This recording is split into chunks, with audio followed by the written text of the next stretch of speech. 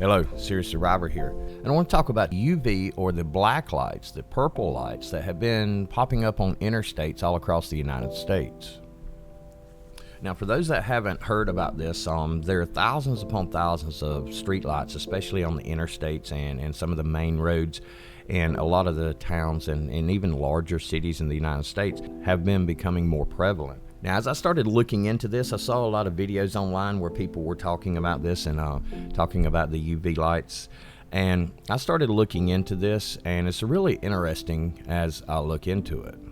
The reporting of these incidents has been going on pretty much, at least to my knowledge, through this year at least, and maybe even into late last year. But what people are talking about is the actual street lights that we see that are giving off purple light or like black light, like a UV light. And this is really interesting because it ties into a lot of other things that we have going on right now.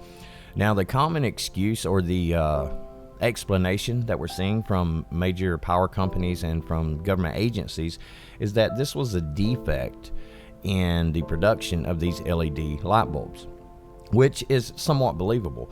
But to the extent that we experience it or that we see it happening, it sort of makes it a little, I guess you could say, sketchy that we would believe that tens of thousands and possibly even a couple 100,000, maybe more, of these were produced inefficiently. That's the hard part to believe, is to the extent that we see. And we talk about the distribution of LED lights.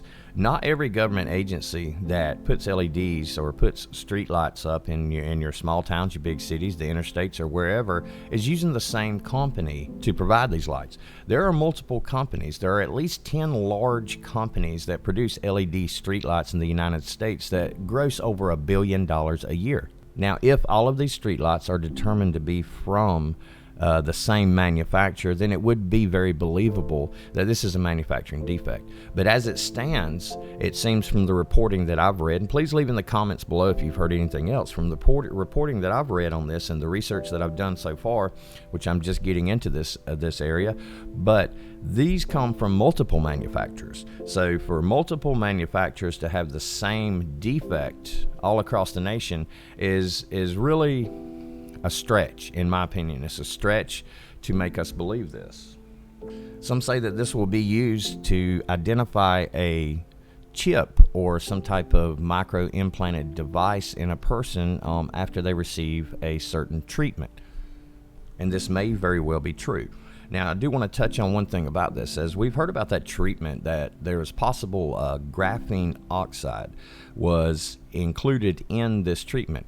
It was part of the treatment. Graphene oxide, when exposed to UV lights, breaks down and can create or release an element known as arsenic.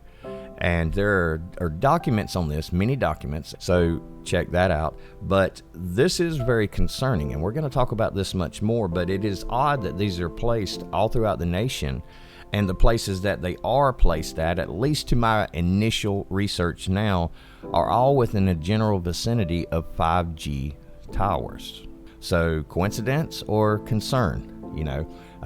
It's still early in this picture, but it's something that we want to be aware of.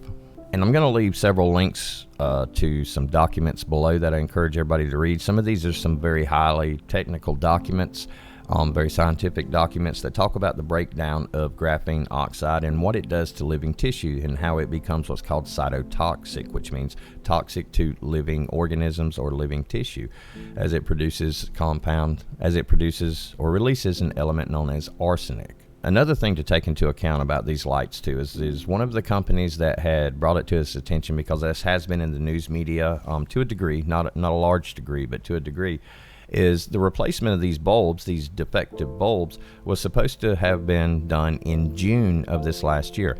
And if that's the truth, then why are we still seeing these more and more places now?